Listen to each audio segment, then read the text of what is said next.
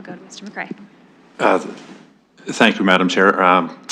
Yeah, certainly acknowledge the comments. We continue to work with our partners internally and with the developers and school boards in order to get the measures in as proactively as possible. And there's been ongoing dialogue just recently prompted out of this learning, but also other sites. We certainly want access to schools to be convenient and safe, and also supporting active travel for young students. So appreciate the comments. Thanks.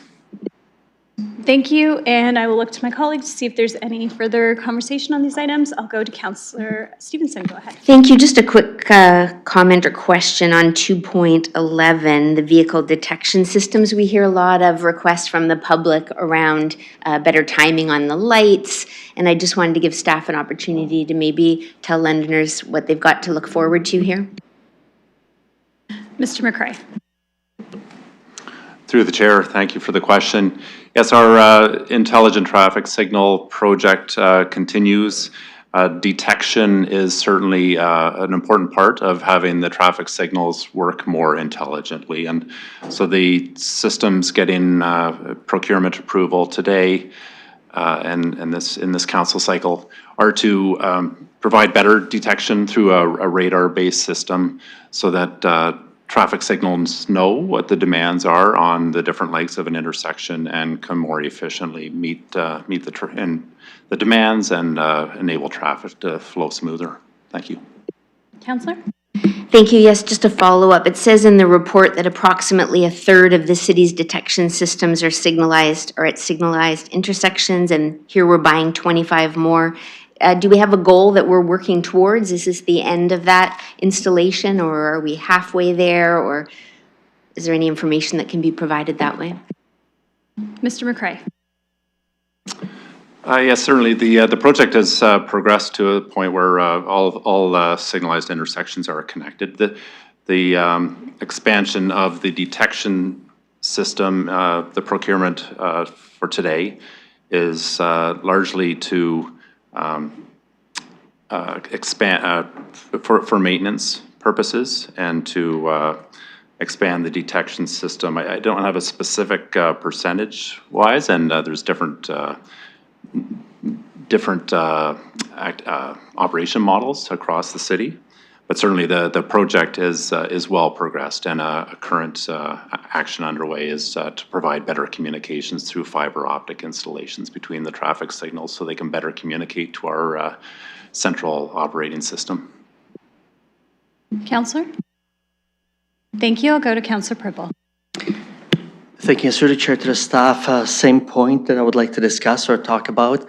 And if we don't have, or if we have certainly not a high number of the intersections, and if there's going to be the detection, and also, for example, the TSPs on the buses, if we have only a certain number of them, isn't it going to make it worse for the other intersections? Currently, we have it planned. Currently, we have it planned that the intersections are aligned and in terms of south, north, east, west. But for example, TSPs on the buses, if they are 5 minutes late, it could delay the signal lights. With the detection here as well. In the big picture, is this potentially actually including the TSPs more negative than positive in terms of the whole London? Mr. McRae?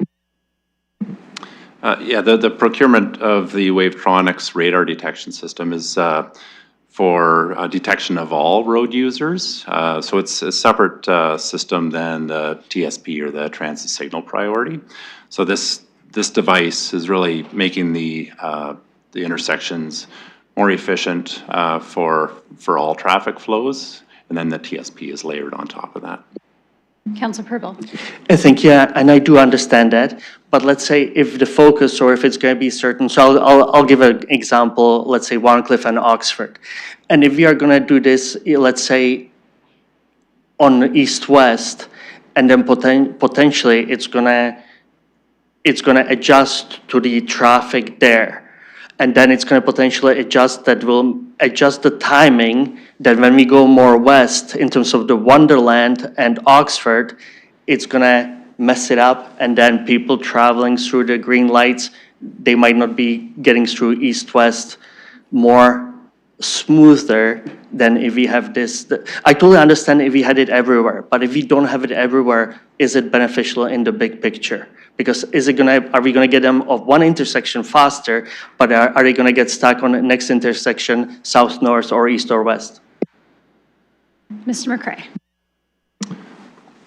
I guess maybe just, there's two components, I think, to the discussion that you're raising, and it's the detection through like the procured product here that we're discussing today is detection of all vehicles versus transit signal priority, which runs on a different system, a communication between buses and the traffic signal controllers.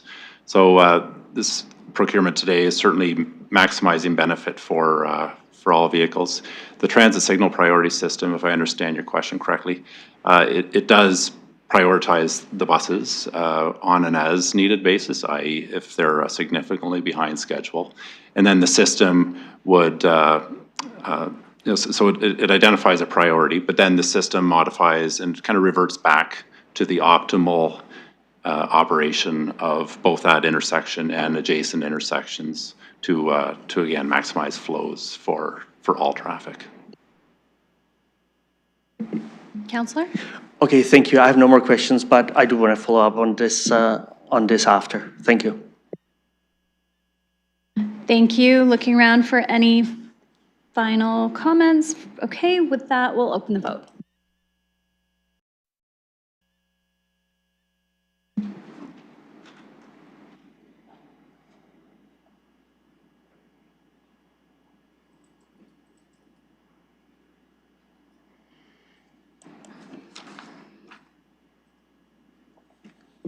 Closing the vote, motion carries 5-0.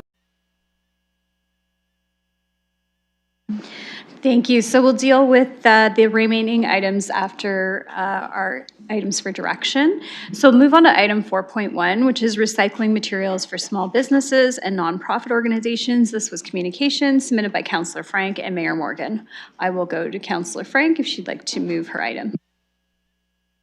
Thank you. Yes, I would like to move that item just with the one edit of Q2 2026. I chatted with staff and that would be a more manageable timeline. So I'd like to put that on the floor and if I have a seconder. Councillor, do you just want to read it?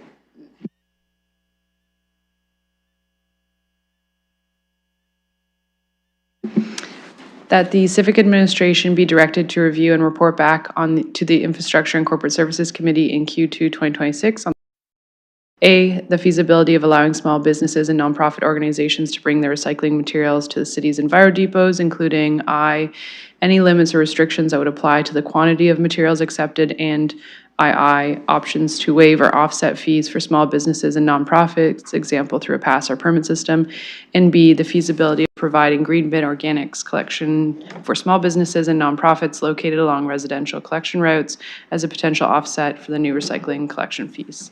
It being noted that this service would reduce the volume of organics going to landfill, it could lower garbage tipping fees for small businesses, and it aligns with Council's recent approval to collect food waste from nonprofit and faith-based organizations. Do you want me to read the, okay, great. Thank you, and then the rest of the motion just takes care of the communication. Thank you so much. I saw a seconder in Councillor McAllister looking for a discussion on this item. Councillor Frank, go ahead. Thank you. Yes, happy to introduce the rationale. So since we heard that the province, through the extended producer responsibility and the new system that's being set up, will not be taking the recycling that about 535 small businesses and nonprofits across the city in residential areas, it will not be picking up the recycling materials. I've had a variety of different businesses reach out to me and share concerns regarding cost and their ability to continue to recycle, or the likelihood that they will simply just put in the garbage due to cost, despite them wanting to still participate.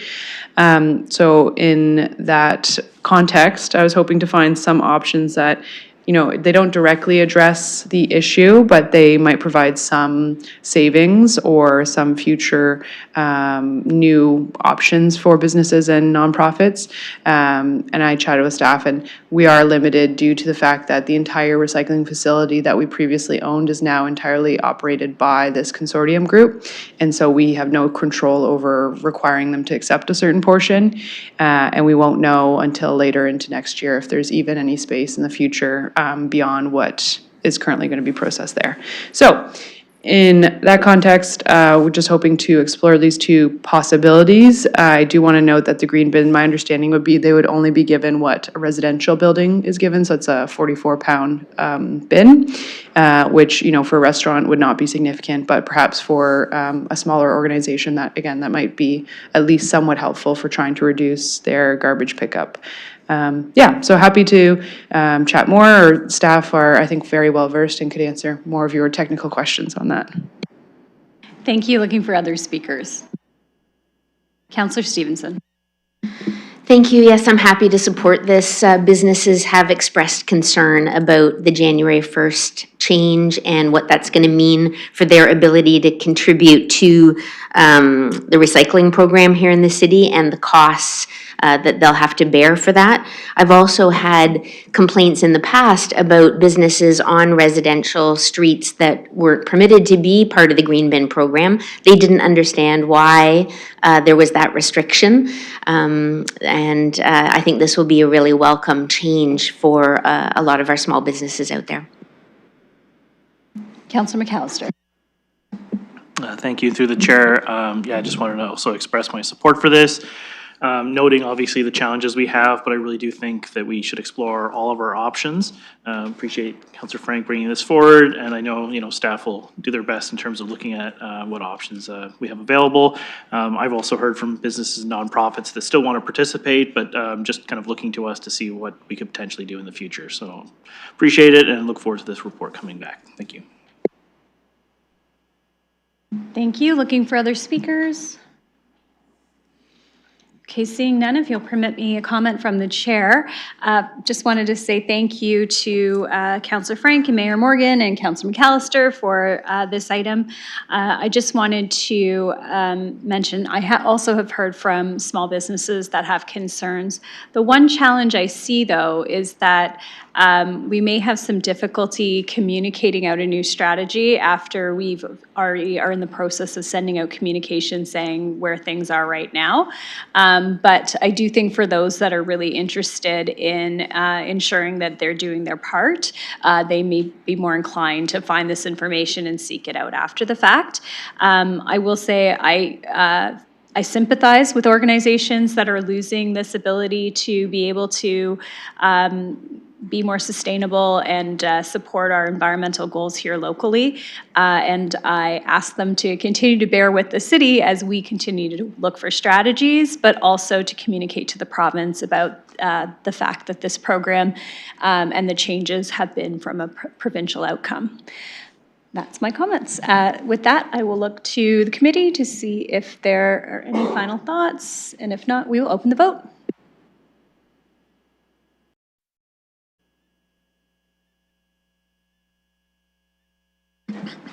Closing the vote, motion carries 5-0.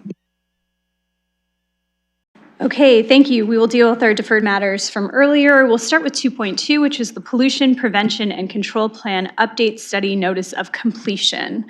I will look for a mover and seconder to put this item on the floor and begin discussion. Councillor McAllister, do you have a seconder? Councillor Frank, thank you.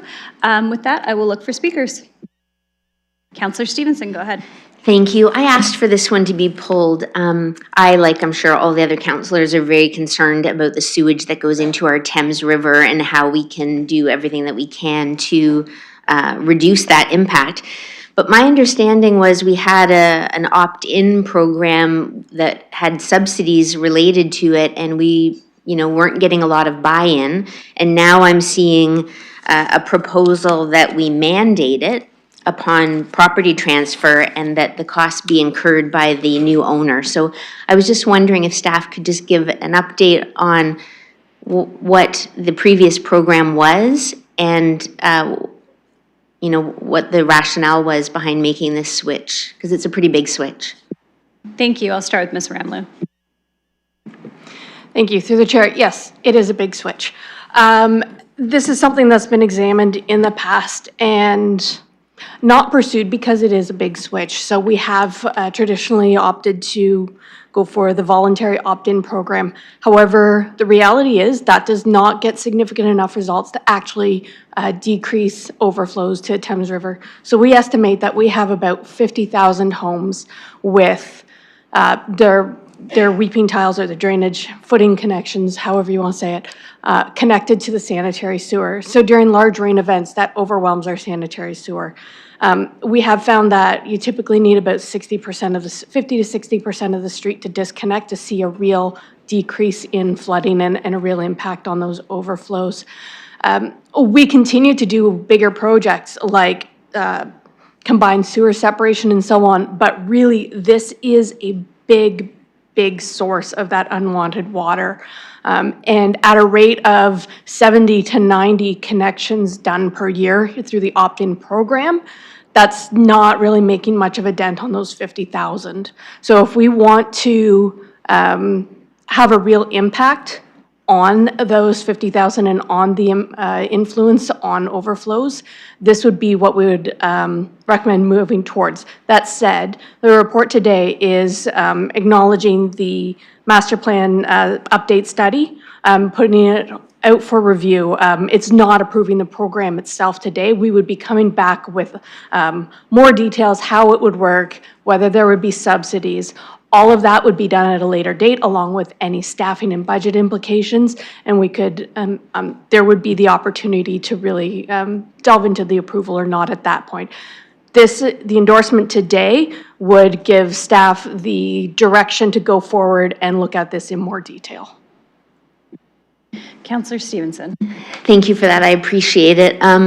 I looked around, I couldn't find any other cities that were, had made this move. Are there others that have led the way? Ms. Ramloo. Thank you. Through the chair, in Ontario, no.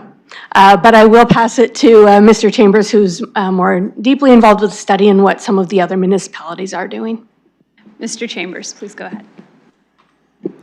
Thank you, and through the chair, yeah, Ashley is correct in that there are no, there's not a lot of other comparators in Canada. There are some jurisdictions in the United States that have employed this through often requirements through the US EPA. So there are a couple of examples to look at in that location, but not in Canada. Councillor Stevenson. Thank you.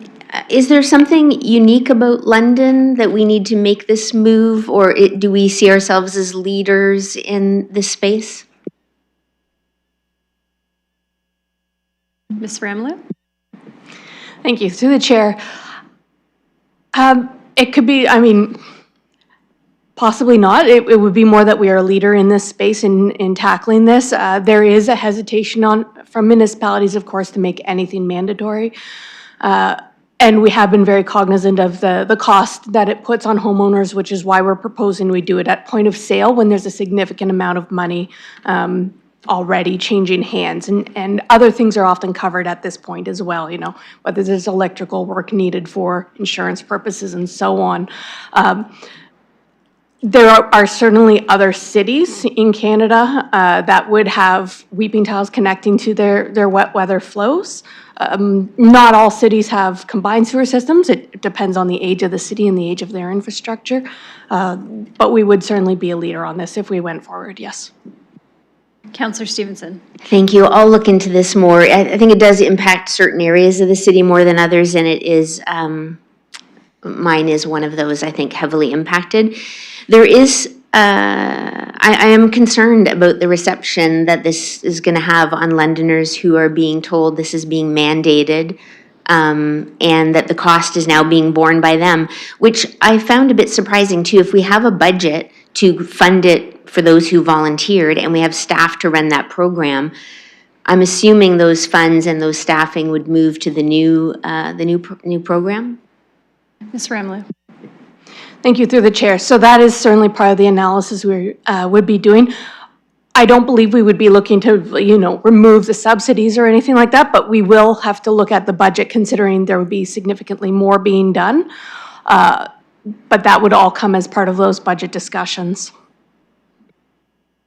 Thanks. Like I said, I'm going to look into it more later, but I did have one last question, and that is, knowing that, if 50 to 60% of the street is sufficient, is there a thought to maybe cap it, that once a certain number had been reached, that the rest would be not mandated to do so? Ms. Ramallou? Thank you. Through the chair, that might be difficult data to capture as we don't necessarily have all the information on previously separated. So, we can certainly work to gather that. Sometimes we know, sometimes we don't, depending how far back records go. But that is something we can certainly take back for consideration as we work through an implementation plan. Counselor? Thank you, that's good. I'm going to be voting no for now, but I'll be doing some more research before council.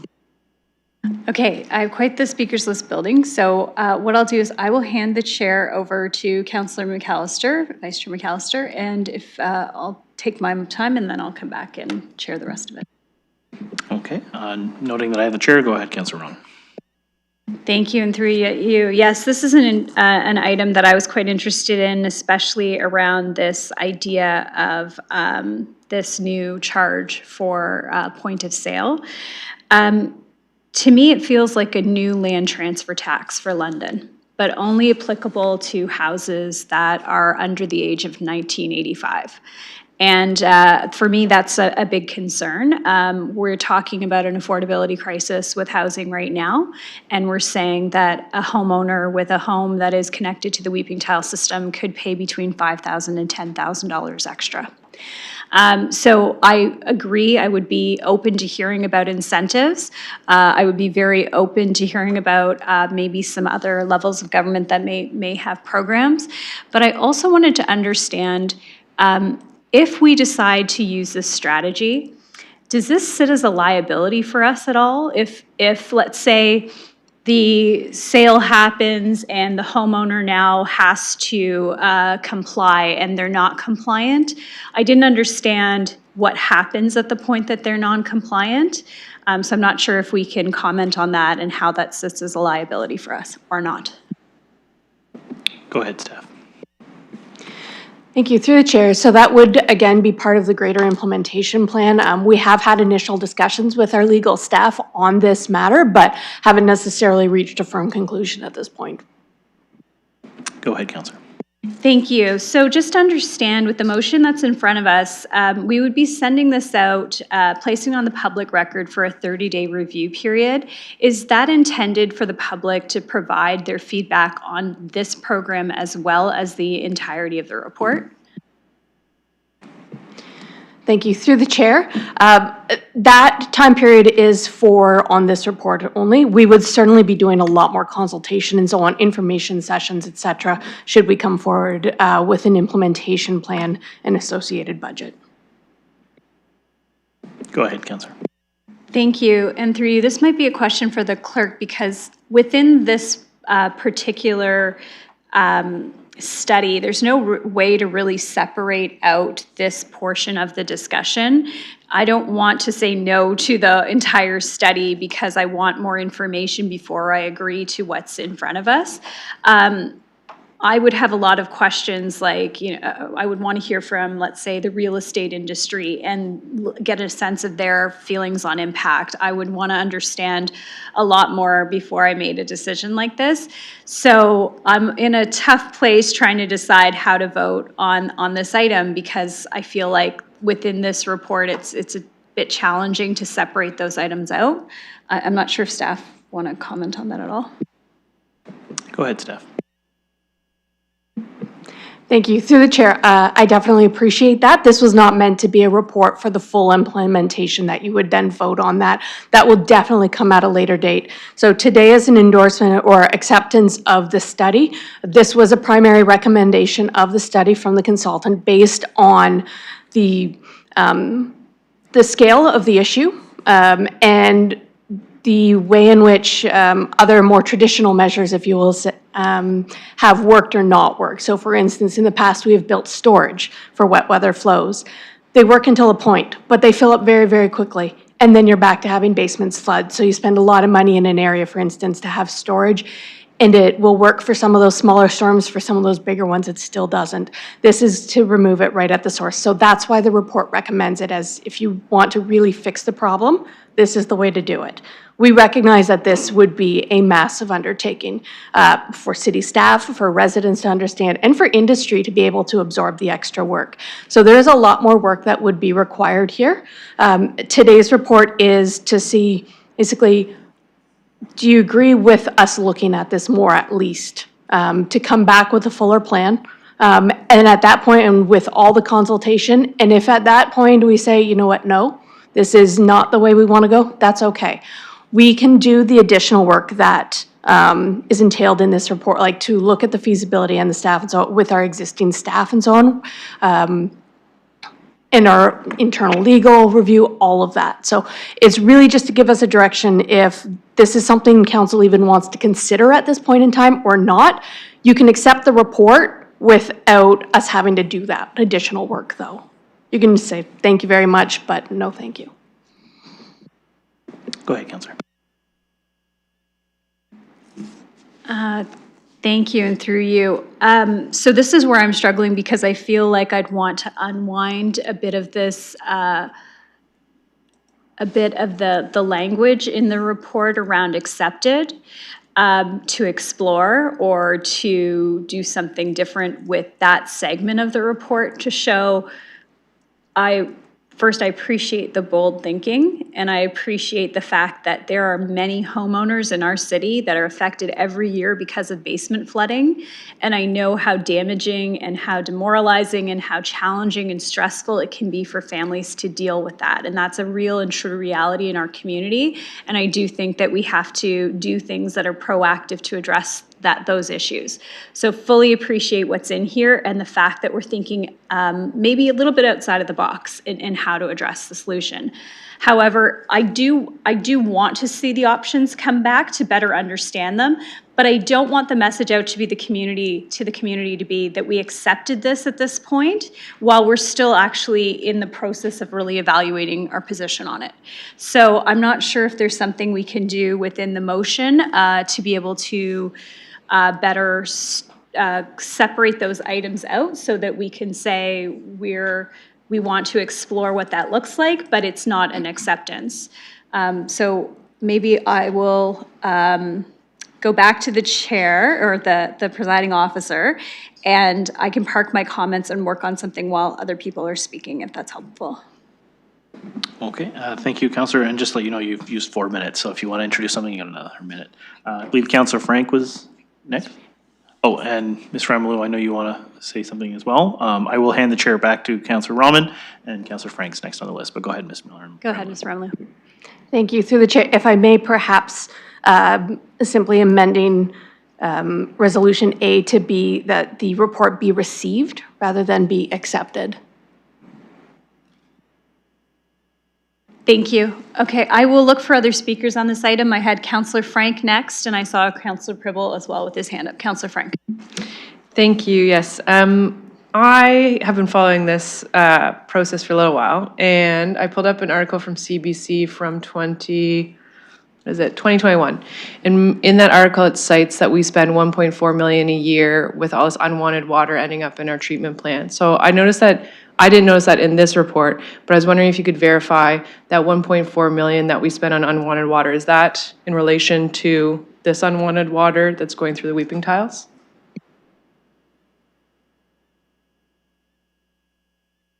Ms. Ramalou. Thank you. Through the chair, I'm not 100% sure on what the 1.4 million they're referencing refers to, if that's additional treatment cost, estimated treatment cost. That is a number we could estimate. It's not going to be exact because there will be some wet weather flows that are captured and treated, but there is more, which is also measured, and we do not know that amount, that is released either after only initial treatment or no treatment. So we would need a little bit of time to put a dollar value on that. Councillor Frank. Thank you, yes. I'll send you the article, but I guess my question, if I could disassociate it from a dollar figure, is the city paying any additional costs essentially to have this unwanted water end up in our systems? Ms. Ramley? Thank you. Through the chair, yes, because as I said, so some of that water does go through the full treatment process. So we are treating stormwater. Councillor Frank? Thank you, yes. If there's any way at all to be able to estimate how much that is, and then in addition, the basement flooding that occurs, again, I'm not sure if that's entirely borne by taxpayers in every situation, or if there's some other dollar values that come with that, but I think it'd be good for us to fully understand as well the costs that we're already paying for this unwanted water ending up in our system, and I think maybe that might help point us in a different direction. The other question I had in regards to this is, I know in the report it referenced having the people who are buying the house perhaps be the ones who pay the fee. I'm wondering if the people selling the house, who are likely going to make hundreds of thousands of dollars on the sale of their house, could either be partially responsible for doing it before they sell their house, or be part of their responsibility. Ms. Ramley? Through the chair, thank you. Yes, we can certainly look at the exact wording of that or where the responsibility lays. I believe the intent is that either the seller would be doing it or the buyer would be receiving a credit from the seller to do it afterwards if it needed to be done. Councillor Frank? Thank you, yes. I'm supportive of at least exploring this, and I actually think it's really exciting for London to take a leadership role in this area. I think that for the reasons outlined in the report, it makes sense for us to at least look at it and see what's possible. I personally purchased a house this summer that is 100 and something years old, and found out within a month or two that it had lead water pipes going into the house, and had to get that fixed because I didn't really want to be drinking lead water. And I guess all to say, it would be nice, in my opinion, especially in houses that are older, that have weeping tiles or have lead pipes or have this infrastructure that has been aged, that the people who are selling the house have some form of responsibility to like, I didn't even know when I bought the house that it had that. And so it's one of those things where it becomes incumbent on the buyer to do this work. And anyway, I guess all to say, I think moving forward, it would actually be, in my opinion, a nice thing for these issues to be at least pointed out, so buyers are aware that they might have to end up spending their money on these kinds of things, which at the end of the day, I think is better for us if we have infrastructure that is at the level of 2025, especially with climate change and our increase in flooding risk. So I look forward to hopefully seeing a report back from staff on this. Thank you. Before I go to Councillor Purple, I have Councillor McAllister, and then I'll come to Councillor Purple. Go ahead, Councillor McAllister. Thank you, and through the chair, just to get it on the floor, I would like to amend A to have it as be received, so I will move that amendment. Thank you. So that would read the Pollution Prevention and Control Plan Updated Study Executive Summary as appended to the staff report dated December 8th, 2025 as Appendix A be received instead of accepted. Do I have a seconder for that? Okay, Councillor Van Meerbergen. Councillor McAllister, did you want to continue speaking? Thank you. To the amendment? Yes, I'll speak to the amendment. Just in terms of the conversation we've had, I think there is an appetite to explore, but you know, I think Councillor Stevenson said it well earlier. You know, areas of the city that are older, I would say much, if not all of my ward would probably be impacted by it. I'm still willing to look at the options. I'm not really willing to just accept it outright at this moment. So I think receiving and getting more information back will give us more options to explore. So I'm happy to go that direction at this time. Thank you. I'll go to Councillor Purple. Go ahead. Thank you. Through you to Oh, the this is on the amendment. Sorry. Did you want to speak on the amendment? No? On the main motion. Okay. Let's deal with the amendment first then. And that is just to change the wording from accepted to received on Part A. Any other speakers on that part of the item? Okay, seeing none, we will open the vote.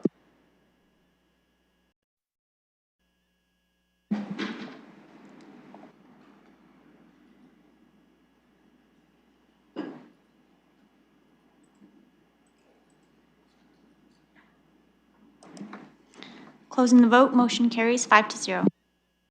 Okay, thank you. We are back on the main motion, looking for a mover and seconder for the as amended motion. Councilor McAllister? Councilor Van Meerbergen, thank you. Okay, and we'll go back to our discussion. I have Councilor Purple, go ahead. Thank you. And through the chair to the staff, certainly, by the way, even though I'm not a voting member, I'm glad it was changed to receive, so thank you for that suggestion. I see a great advantage in terms of the overflows, and I do have it in, I hear it frequently from various areas of the city, so I think that's really positive. Of course, the negative is we are trying to make housing affordable, and then there is the extra cost. And if the staff, if you could explain me the C, because if I understand it correctly, my issue is with that is we are placing it potentially, if we agree, as a public information, but for me, it's not kind of complete. And what I mean by that, if I look at our grants, for example, we offer, there are 2 grants, 4,000 and 2,400 currently, if you look at what we offer. And then in the report, it states it would be $5,000 to $10,000. So bottom line is, if we were to place it for 30-day public record, I think that we should do it when we have the study done and when we are going to the public with actuals, this is how it's gonna be, and there's kind of a negative in terms of them paying $5,000 to $10,000, either buyer, seller, or whatever the agreement is going to be. So if you could please comment on that, because I don't remember that we would do anything like that if it would be full, complete report with all the pluses, all the minuses listed. Thanks. Mr. Amalu. Thank you. Through the chair, the 30-day review period is because this is part of the Class EA process in the master planning process. So this is a review period that's mandated. So this is for the PPCP study and recommendations only. That would be put on the public review period at this point. This would not prescribe additional costs to property owners. It would not prescribe the implementation plan, et cetera. It's merely suggestions. This is what we've looked at that could solve the problem. After this, it's similar to doing an EA for infrastructure work that we then go into a design period. And then we go out and do consultation on what the design would be. So in this case, it's study work on how do we tackle this problem of overflows, how do we continue to reduce our overflows, and then the design period is us working on the implementation plan and doing the consultation with the public. There would be a budget process and need associated with this as well. So that will have its own consultation period associated with those, if that answers the question. Councillor Purple. Thank you. No more questions. Thank you. Thank you. I have Councillor Stevenson back on the list, and then I'll go to Councillor McAllister. Thank you. As a follow-up on that 30-day review period, in this case, it's right over the holidays. Is there anything stopping us from making it 60 days so that there's time for people to really look at it? Ms. Ramley. Thank you. Through the chair. So the 30-day review period doesn't automatically start when this passes at council. It starts when we issue the notice of completion. So we can wait until after the holidays to issue that notice of completion. That's not a problem. Councillor Stevenson. And that leads to my other follow-up, which is what is that notice of completion? Ms. Ramley. Thank you. It is a very standard worded document that gets released that says the study has, that the city has completed this study. It can be reviewed here, and it will have a link to the website, and that comment and questions and so on can be directed to staff at this address, and that the comment period closes on this date. So it's very prescribed. Councillor Stevenson. Thank you. So should we be making an amendment to say that it be filed in the new year, or is that not required? Ms. Ramley. Thank you, through the chair. No, that's not required. We can just wait. That's no problem. Councillor. One last one too. When I talked to residents trying to encourage them to do the disconnection voluntarily, they had concerns of the risks that it posed to them. Are we aware of what those risks are to their property and future flooding? Ms. Ramley. Thank you. Through the chair. So when we disconnect weeping tiles from the sanitary sewer, what we also do is we install a sump pump and a backwater valve. So those are not without maintenance requirements. So people do need to maintain them, they need to ensure that their backwater valve is functioning properly, and they need to ensure that if it is activated during a large storm, that they're not using large amount of water, because they could flood themselves out potentially. So there is an awareness that's required when you have this done. But should you, and furthermore, I mean, nothing is fail-safe, right? So I often liken it to wearing a seatbelt in your car. You know, if you're in an accident with a seatbelt, that seatbelt is your best chance of not being hurt. It does not guarantee that you won't be hurt, but it is your best chance. Similarly, disconnecting your weeping tiles, having the sump pump, having the backwater valve is your best chance of not having future flooding. Councillor Stevenson. Thanks. I'm also wondering about possibly referring even the receiving of this study until after the review period when we've heard from people, because I'm a little concerned about receiving it and then there's nothing in here that says it's going to come back to council for that okay to go ahead and do all the work of coming up with this plan. So I don't know if staff have any suggestions around how we could have an opportunity, given the significant impact and the fact that we're the first in Canada doing this, to give ourselves a chance to come back before any work is done.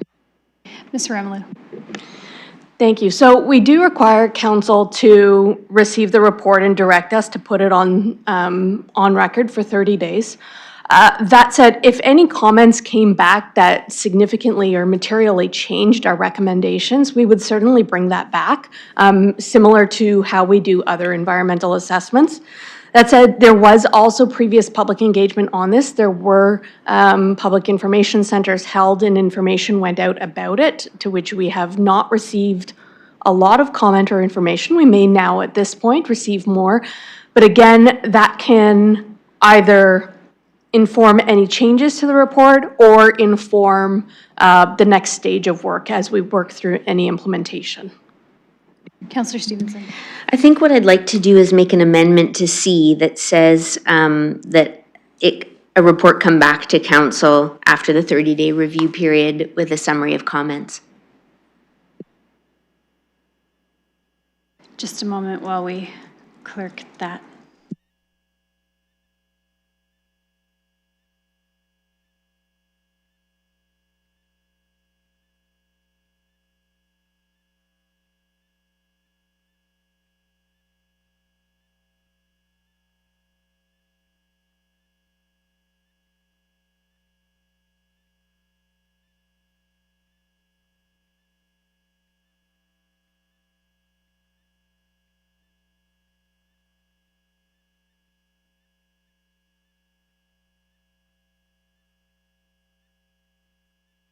Councillor, can you just restate what you were looking for?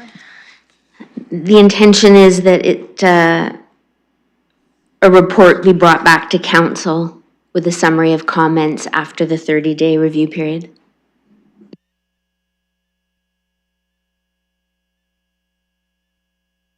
I should have said committee.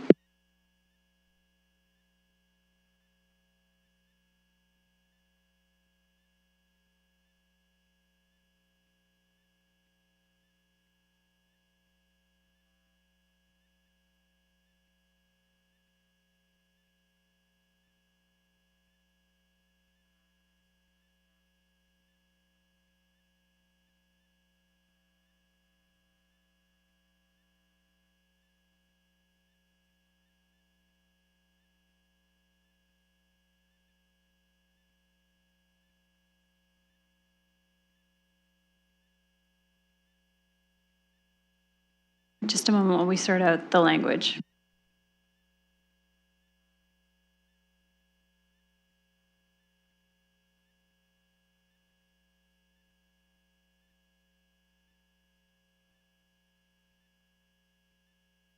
Okay, Councillor Stevenson, what we're looking at doing is keeping C and amending to add a D, and then in D you have the report back.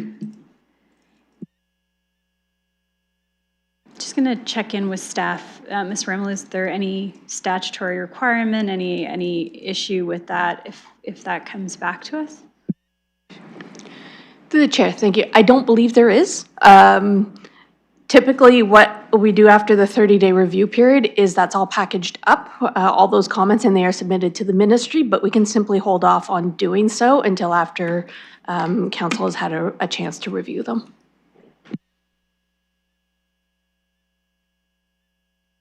Okay, Counselor, we'll just read this out for you to see if it's what you intended, and then we'll look for a seconder. Through the chair, the motion reads as follows, that the motion be amended to add a new part to direct Civic Administration to report back to the ICSC after the Pollution Prevention and Control Plan Update Study report is placed on the public record for a 30-day review period.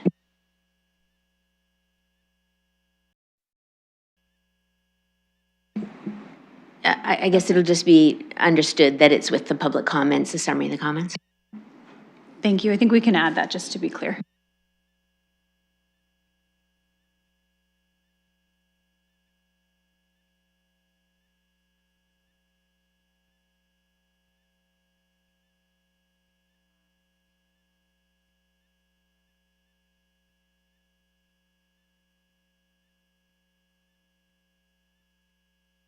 Okay, thank you. So we updated that to include a report back to the ICSC with the public engagement comments after the Pollution Prevention and Control Plan Update Study report is placed on public record for a 30-day review period. Okay, so that is now here as an amendment. Looking for a seconder.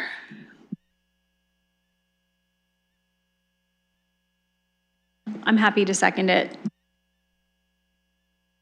To get it on the floor for discussion. Okay, looking for those interested in speaking on the amendment. I'll give my rationale, I guess, seeing as there was a little reluctance on a second. The intention is to just bring it back for our awareness again, to be able to give direction if we want to change course, because you know, staff is going to do a lot of work preparing this and then bringing it forward, and I just want to be sure that that's what we want before all of that effort is taken. So this is just an opportunity to see the public comments and receive them if that's all that's required, or potentially take action if the comments call for some kind of different action. I would also just ask too if there's a way to communicate with council when that period's open and how to engage the public so that we can participate in that process. Ms. Ramley. Thank you. Through the chair, yes, we can send it out through council notifications with the notice of completion. Thank you, Councillor. No, that's good, thanks. I'm hoping my colleagues will support this because I think it would be, this is a significant, we're the first city in Canada to do this. We are potentially coming back with a plan that mandates purchasers of these properties to spend $5,000 to $10,000 on this, mandated, and potentially there's budget implications with cost of staffing and everything else. So it's a big undertaking that I think just would serve by having a summary of public comments prior to proceeding. Thank you. I'm going to turn the chair over to Councillor McAllister, and then I've got a couple of people on the speakers list for you, Councillor McAllister, after. But if you don't mind, I'll just, as a second, I'll speak to it. Okay, recognizing I have the chair, go ahead, Councillor Rom. Thank you, and through you. So as we continue this discussion, I guess one of the things that's becoming clearer to me is even if we did put this out for 30-day consultation period on the study as recommended here, the comments that come back around that 30-day period still satisfy the notice of completion. So even if it were to come back to committee and then to council, our requirement is to basically say that the study was completed. It doesn't matter if we agree or disagree with the recommendation. I'm just wondering if I could see clarification on that. Go ahead, staff. Thank you. Through the chair. Yeah, I'm trying to figure out how to answer that. So whether or not it means that you agree with it. Generally, it signals the completion of the study. And that is the primary thing. Whether or not, sometimes whether or not we agree with those recommendations, I'm struggling a little bit with this one because it's not our typical environmental assessment where it says you're going to put the pipe here or you're going to put the road there. This is a recommendation that requires significantly more work and acceptance. So it's a little bit different, and it's more of a strategy than.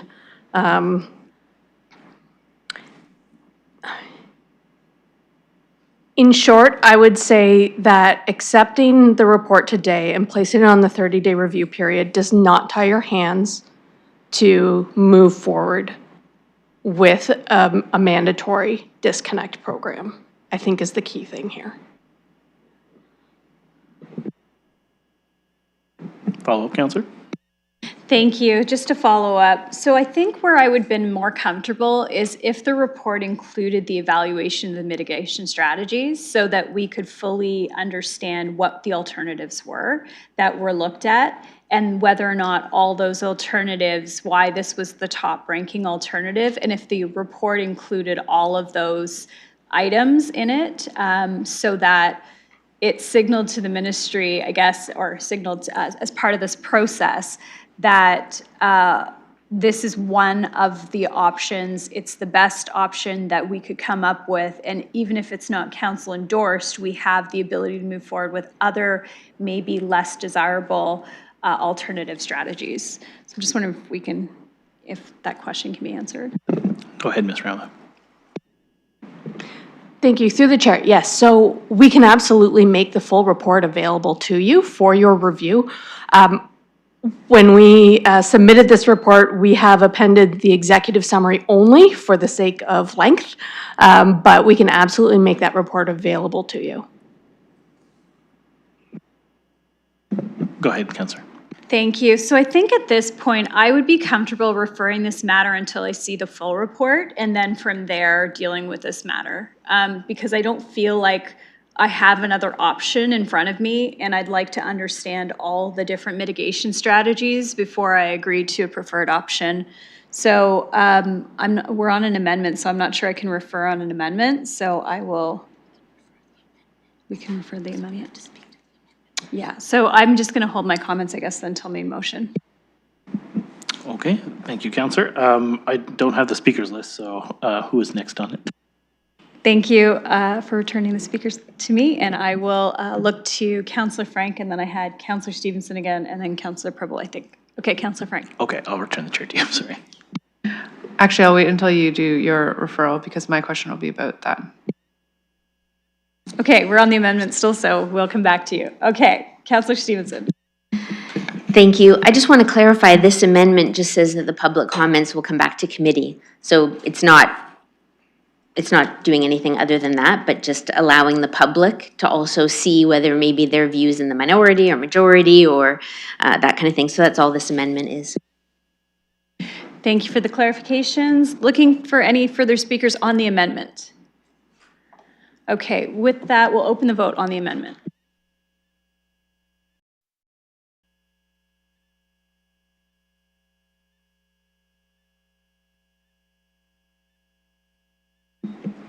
Closing the vote, motion carries 4-1. Okay, thank you. We're back onto the main motion now.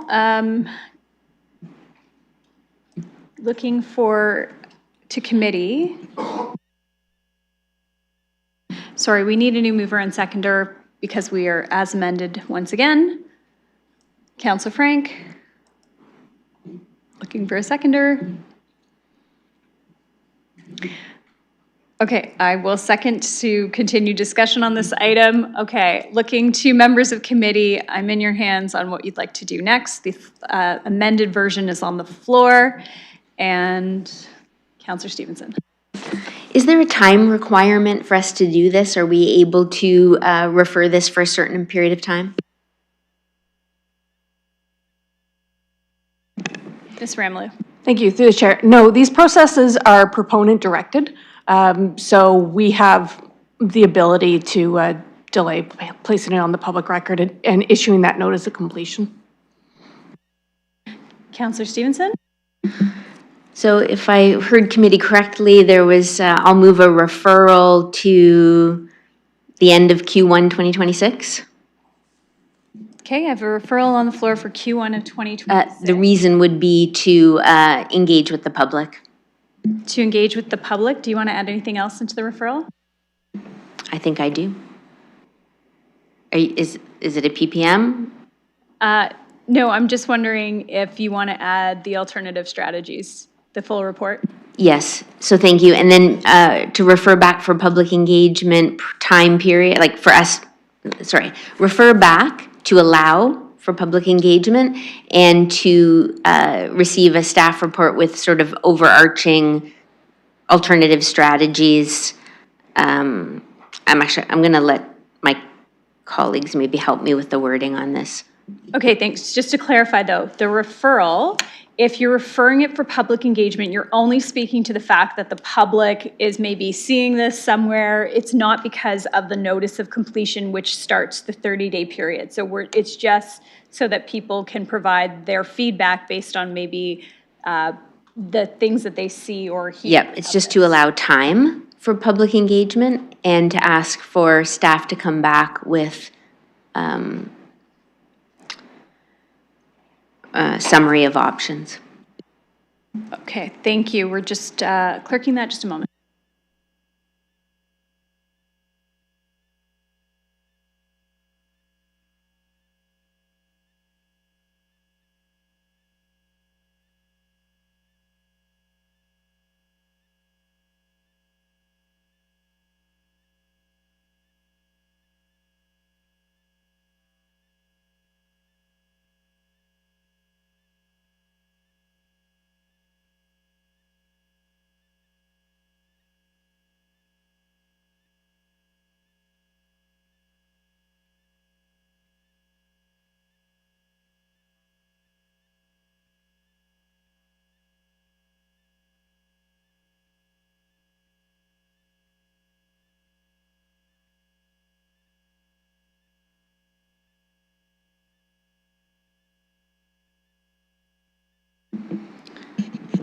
Through the chair, motion reads as follows, that the Pollution Prevention and Control Plan Study Update,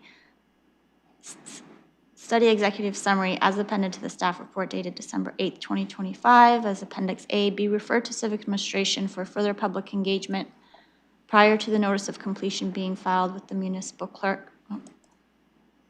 No. Sorry, I apologize.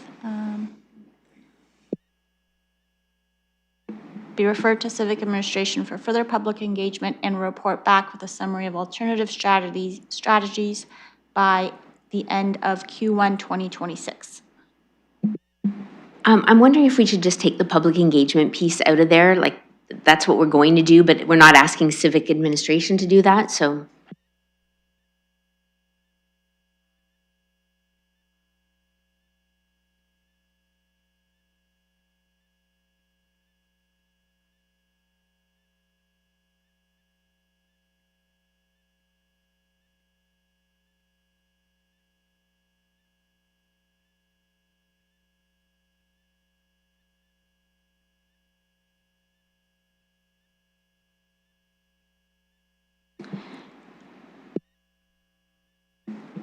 To the chair, the motion reads as follows, that the Pollution Prevention Control Plan Update Study Executive Summary as appended to the staff report dated December 8th as Appendix A be referred to Civic Administration to report back with a summary of alternative strategies by the end of Q1 2026.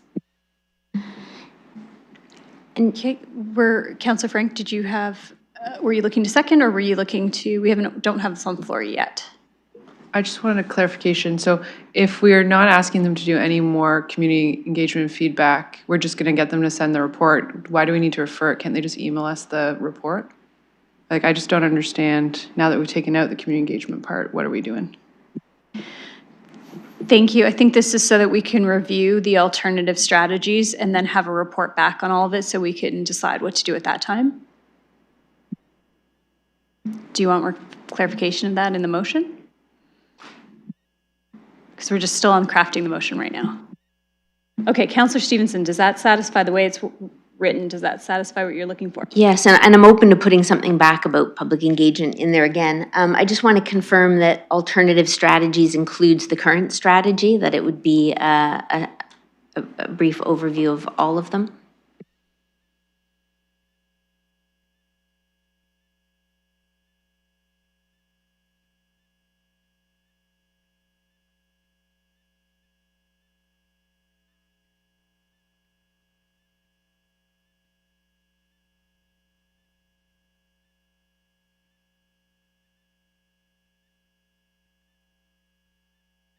So then we'll amend it to say with a summary of alternative strategies as well as the recommendation by the end of Q1 2026. Ms. Ramlou. Thank you. Through the chair. So I just want to make sure that staff are clear on the expectations then coming forward. So as written then now, we would come back with the report with more information from the full report. I'm going to suggest, it doesn't need to be in the resolution, but I'm going to suggest we do a presentation. But I do want to be clear that you are not asking us to do additional public meetings, or if you would. So I just want to make sure we're clear on that so that when we come back, we've met your expectations. Thank you. As I read this isn't for additional public engagement at this time. It's just to be able to bring the alternative strategies and then have the discussion where we evaluate the alternative strategies as well as the recommendation. Okay, so that is on the floor. I have a mover. I'm looking for a seconder for that. Councillor Van Meerbergen, thank you. And now we'll begin discussion. I have Councillor Frank. Thank you. I have a question then for staff and through the chair. So the alternative strategies are already outlined in this report that staff have already compiled. So, and you just said that you want to put a slideshow together. So you're probably going to read the report that you have written that's already done and put together 10 to 15 slides. So I guess my question is, why would we need to refer this all the way to the end of Q1 2026 when this could be done in, I imagine, a week? But you guys could probably be faster than that. So I just don't know why we would spend this much time waiting for them to be able to summarize something that's already in an existing report that we could read. So I guess through the chair, my question is just, is that like correct, my logic that I just used on timelines to staff? Okay, thank you. I'll go to Ms. Ramlou if she wants to comment on the timeline. Thank you. Through the chair, yes, I'm envisioning that we help parse through some of the information from the PPCP. It is a large document, and put together, a presentation comparator of some of those alternatives, and perhaps some of the history of things that have been done in the past and so on too. We likely don't need until the very end of Q1, but that said, I know our February, what we're anticipating bringing forward in February is already pretty heavy, so it might be best for March in any case. But thank you, Councillor. Anything further? Yes, thanks. Yeah, I'm not going to support this because I think I probably would be able to read the report that staff said that they would send. And I'm going to assume that the recommendation that staff came forward is likely perhaps the best one given your expertise. So I don't personally feel like I necessarily need this amount of additional time. I was actually kind of interested in the community engagement stuff because it would be interesting to me to see what residents would say. But yeah, I just won't support this at this time. Thank you. I have Councillor Stevenson next. Thank you. I just wanted to say, I plan to do community engagement sessions on this. I've reached out to real estate agents who weren't aware that this was a thing. So, I mean, if we're asking civic administration to do public engagement, I'm happy to support that amendment. Otherwise, this will, hopefully be in the news. People will be reaching out to us. We can have our own community engagement sessions in areas that are most impacted. I'm open to colleagues as to, I'll support as much public engagement as committee is willing to do. Looking for other speakers on this item.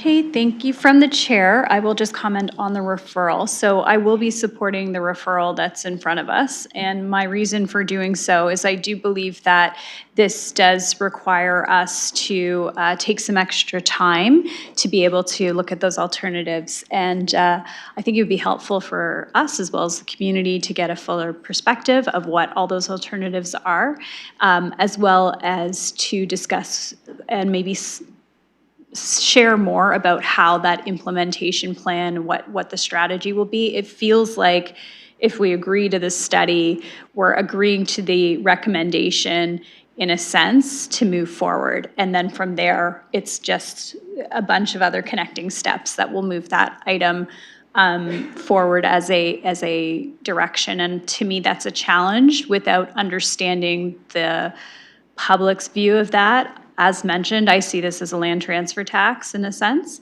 and I need to get a full sense from the community about, one, their ability to pay, and two, whether or not the industry feels like this is something that will have some perceived impacts in the local community. Okay, looking for any other speakers? Councillor McAllister. Thank you, and through the chair, I'm hoping my question still falls within the parameters of this because it speaks of the summary of alternative strategies. But I'm just wondering then if staff could maybe comment more on what would be added in, because I think if I'm trying to put myself in the public's shoes, I think as council, we have to make our own determination. But I'm just curious how, because there is no public engagement component of this, but how different between now and when this comes back to us, it will be in that, how this is being presented, because I haven't got any comments on this. Maybe it's because people were unaware. But in terms of these alternatives, from what I heard earlier from Mr. Chambers, we are the first. What would you highlight, for instance, in terms of options? Because we either don't do it, but in terms of what mitigating factors, what else could we do that would address the problems you've identified that the public would want to weigh in on? Mr. Chambers or Ms. Ramalou? Yeah, through the chair. So I guess a couple of the other major alternatives considered were voluntary weeping tile disconnection, which is in effect already in place. We have, overall extremely low uptake in that, so it's largely ineffective for large scale reduction or elimination of overflows in basement flooding. There would be the non-point of sale mandatory disconnect as well, like something like, you undertake a selective enforcement or citywide enforcement, regardless of whether the house is for sale. And then there's what I'd say, accommodation or capital infrastructure improvements, such as storage solutions or pipe upsizing solutions, which Ms. Ramalou spoke of earlier, which do offer some mitigating effects, but are, if you will, a bit of a Band-Aid approach in that it will work until it doesn't, until the system is full, and then you're back to overflowing or causing basement flooding. And we do have some storage solutions in place in our infrastructure currently. So it would be a compare and contrast on those various alternatives. Councillor McAllister? Thank you, and through the chair, I appreciate that. I think where I'm struggling with this is that the reason why I had previously asked for it to be received is, from what staff said, that they were going to wait until the new year anyways. So I feel like we're entering Q1 once the clock starts on the 30-day notice anyways. I don't see this adding anymore. I think the decision is still going to come back to us regardless, that we'll have to decide whether we want to move forward with a mandatory. As Mr. Chambers just outlined, the voluntary system has very little uptake. Essentially, we're got between a rock and a hard place. You either go with a mandatory, go with a voluntary. There's not really a lot in between that we can work with. So I'm willing to kind of just let this process move forward as is. I mean, I'm happy to do that engagement with my residents to let them know what's going on, but I don't think delaying this from the timeline that's already been presented is going to change much. So I won't be supporting this at this time. Thank you. I have Councillor Stevenson on the referral. Thank you. Just one question as a follow-up to that. Am I correct in understanding that the current program provides funding for residents who voluntarily choose in? Ms. Ramalou? Thank you. Through the chair, yes, that is correct. So the public portion of their connection is subsidized at 90% And that include also the disconnection, sump pump, backwater valve and so on is subsidized at 90% up to an upset limit. Thank you. Counselor on the referral? Thank you. So another reason for this referral is to give the public an opportunity between now and the end of Q1 2026 or whenever the report comes forward to choose involuntarily and have the city pay for it. Maybe we'll see an uptake in the voluntary willingness to do it, knowing that if we move forward with the alternate arrangement, they're going to be, or the potential purchaser of their property is going to have to pay for it, and property taxpayers are going to have to pay for the whole program and staffing and compliance and enforcement piece. So I think this is a good opportunity for us to see what happens when we engage in the public on this issue. Ms. Ramler? Thank you. Through the chair. So this would not be coming into force, as soon as we issue a notice of completion, as soon as we have that 30-day period. If you think of this, really accepting the report at this point is acknowledging the recommendation that this is the best way to remove the problem at the source. However, as I mentioned, there's a lot more work to do after that. And council will have the opportunity to decide if those details are amenable to them and to their constituents. Some of those details could include ongoing subsidies of this work. So it may continue to be subsidized at a certain percentage, but made mandatory instead, so that there is more of the work being done, so that we are seeing that actual reduction rather than the trickle-in effect, if that's helpful. Counselor Stevenson on the referral? Thank you, I appreciate that. And I just do see this as an opportunity to potentially get engagement in the current program that we have, because it's going to get people talking about it, and that the opportunity to have it taxpayer funded with the money sitting there already versus mandated and privately paid for. And given that, this would benefit our city and our river to have people engage, I see benefit in referring this for the few months and giving the news and all of us an opportunity to see how much buy-in we can get. It might save a lot of issues. Thank you. Any final speakers? Okay, with that, I will look to open the vote on the referral.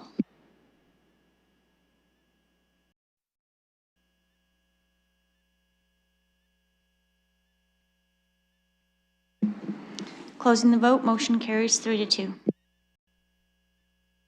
Okay, thank you. That concludes that item. We are on to item 2.3, which was the Cross-City Feederman Condition Assessment. And I'll look for a mover and a seconder on this item. Councillor Frank, seconder, Councillor McAllister, and any discussion?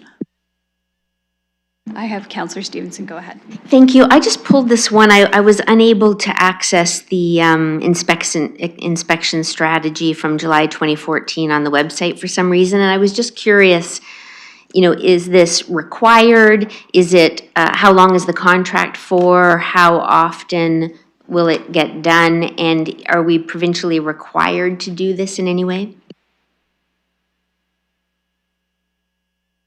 I'll go to Ms. Ramlou, go ahead.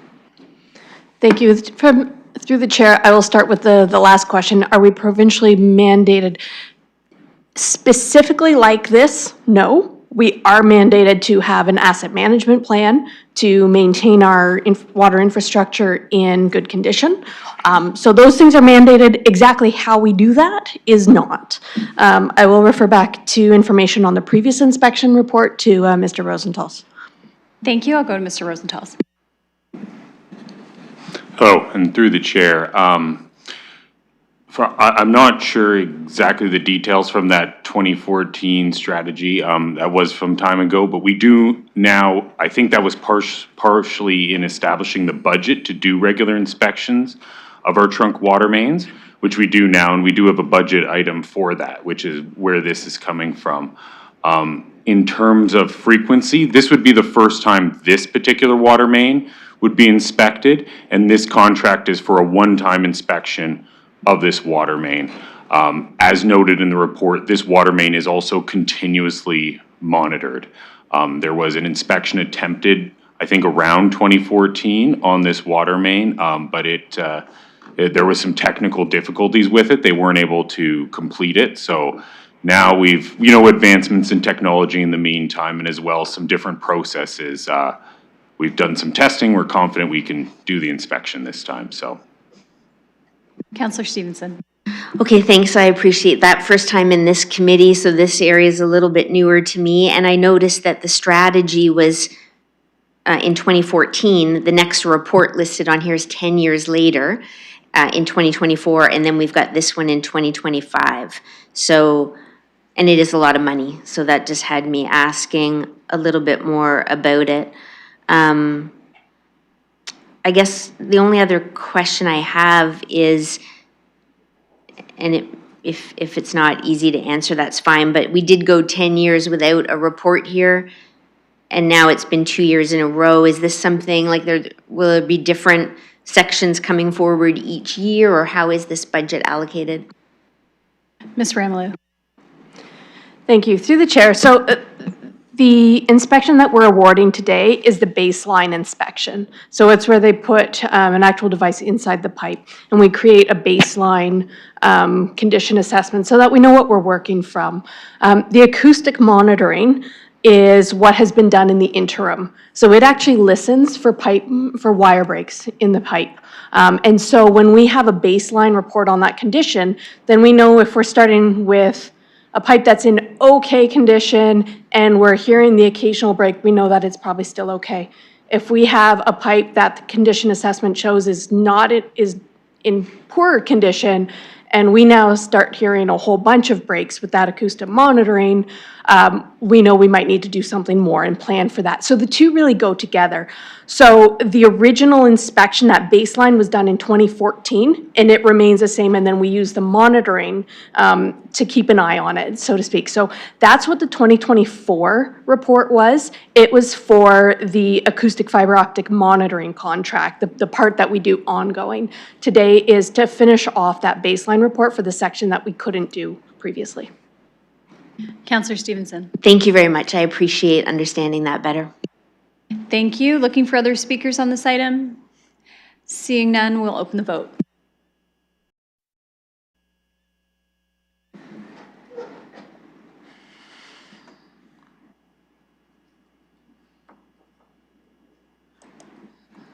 Closing the vote, motion carries 5-0. Thank you. That brings us to item 210, which is the purchase of standard city waste receptacles. I'm looking for a mover and a seconder on this item. Counselor Frank, Counselor Van Meerbergen, thank you. Looking for speakers on this item. Counselor Stevenson.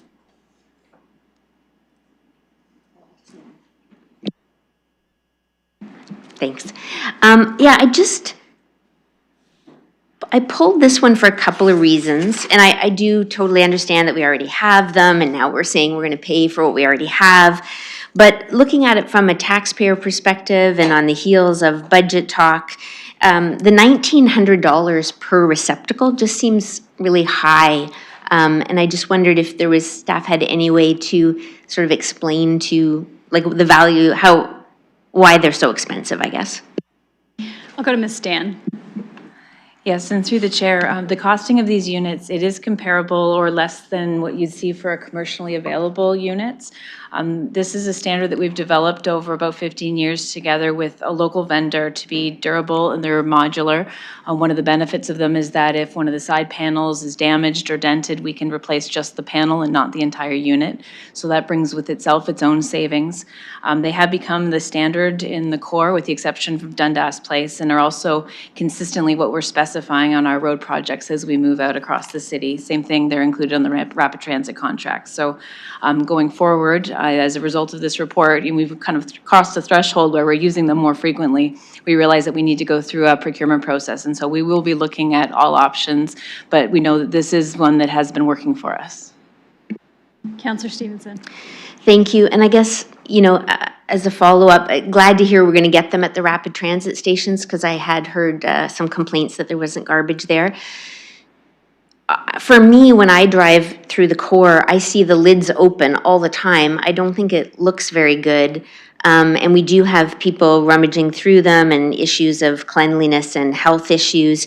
I know that Windsor just recently did a sort of first of its kind for their Strengthen the Core program where they were not tippable and you can't get into them, and there's a pedal where the drawer opens to put stuff away. They were $2,400 each. So I just wondered, like, and it was 15 years ago or 10 years ago that these were first purchased, and I love the idea that we're using a local supplier, but I just wondered at how often we reevaluate whether these are the appropriate model given the changing conditions, and I just feel like it might save more time if and money if we had garbage receptacles that address the garbage issues that we have in the core. Ms. Stan? Through the chair, I'm actually going to pass this one to Mr. McCray. He can speak to our operations crews and the work that they did to develop the standard. Mr. McCray? Thank you, through the chair. Appreciate the information from the City of Windsor. As we move forward with this, like, we're constantly reviewing, and so we'll reach out and see what they're using. We have purchased some off-the-shelf commercially available receptacles, and they haven't stood the durability test. But yeah, we want to keep our eyes open, and certainly, maybe there's ways forward with that product or adaptation of our current product. We have trialed locking mechanisms for the lids in the past. It hasn't worked great, especially during winter, freezing, locks breaking, like from an operational perspective. But yeah, we're kind of always looking for continuous improvement opportunities. So we'll investigate that further moving forward. Counselor Stevenson? Okay, thank you. I appreciate the challenges, and I don't actually know how successful those have been in Windsor, so it'd be interesting to know if that's actually done what it was intended to do. That's all the questions I have on that thing. Thank you. Looking for other speakers. Okay, seeing none, I will open the vote.